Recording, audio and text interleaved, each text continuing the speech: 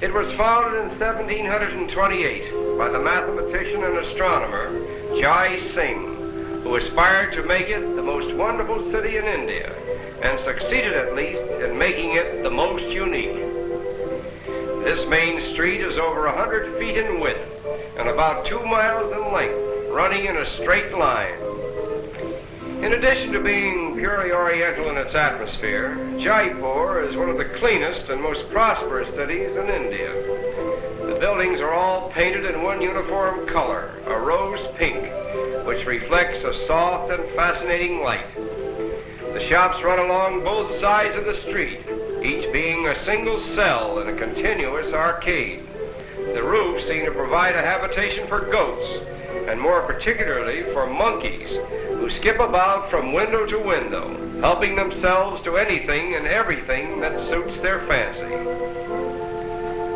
Perhaps there is no place in the world where birds and beasts live in closer proximity with mankind than they do here in Jaipur. The reason for this may be due to the fact that the Jain religion, a more orthodox branch of Hinduism which thrives here, prohibits the injuring or killing of anything that lives in flesh. The adherents of this religion, numbering about 1 million of India's population, would not so much as lift a finger to brush a fly or an insect from their baby's eyes. Moreover, the Jains actually support beast hospitals where old or lame animals are housed and fed. These little tick birds, however, are not so religious, for their diet consists of the ticks and insects which inhabit the skins of dumb beasts. It is remarkable to note how little fear the animals and birds seem to have of each other, or of the human life that moves about them. Aside from the extremes of religious fanaticism, this kindness to dumb animals seems to reflect itself upon the people of Jaipur, for they are of a contented and peaceful nature, living in a sort of bovine resignation to life as it chooses to deal with them and all that lives around them.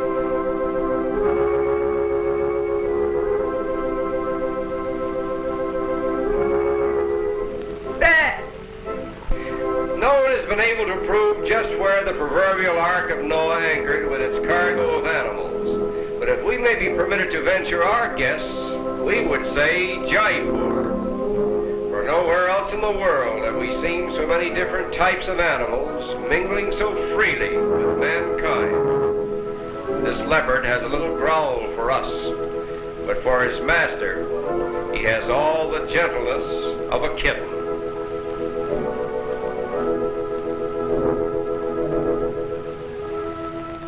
On the road to Amber, the former capital of Jaipur, we are reminded of the facetious remark, "When better bullock carts are built, India will build them." And now we arrive at the deserted city of Amber, where we will go for a ride on the Maharaja's elephant.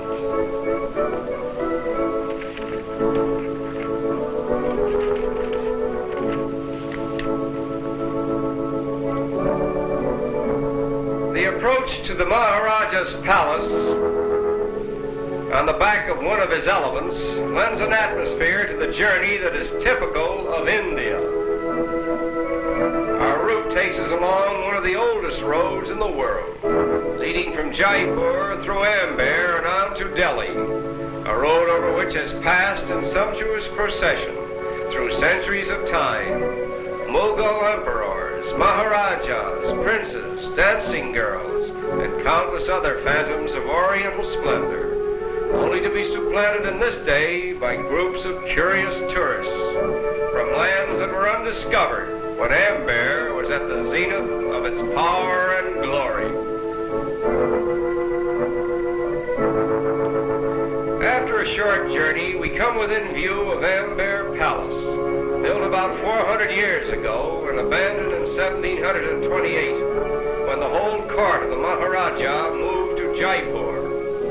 There are several of these deserted palaces throughout India, which were built at enormous cost and then suddenly abandoned by the whim of an extravagant ruler who apparently enjoyed the thrill of building new palaces and new cities.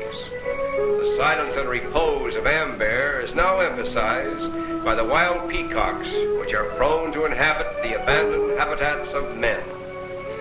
The grounds of the palace also provide a haunt for wild monkeys. It seems strange that with his uncanny resemblance to man, the monkey should have found almost no use in connection with human life, save to satisfy curiosity and to provide certain bits of information in man's search for the so-called missing link.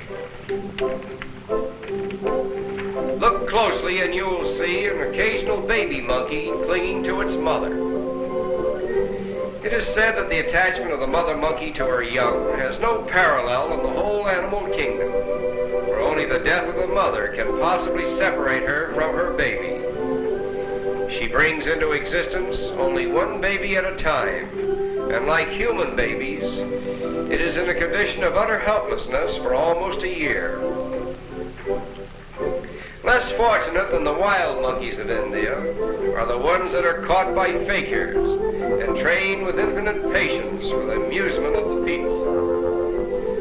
The Indian fakir, with his little animal circus, provides entertainment for the native Indian, even as the motion picture theaters provide entertainment for the masses in other countries.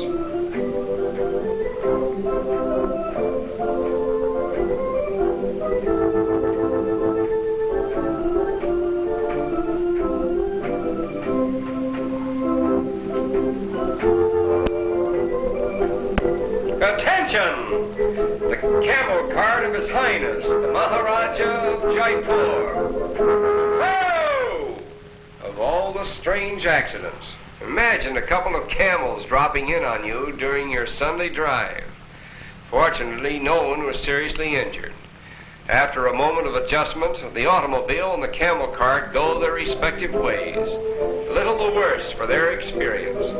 Nevertheless, this strange accident illustrates with a moral the fact that automobiles are out of place in Jaipur. Somehow it seems a pity that one little remote corner of the earth, where man and bird and beast live in perfect harmony with each other, could not be spared the encroachments of the machine age. And it is with this thought that we say farewell to colorful Jaipur.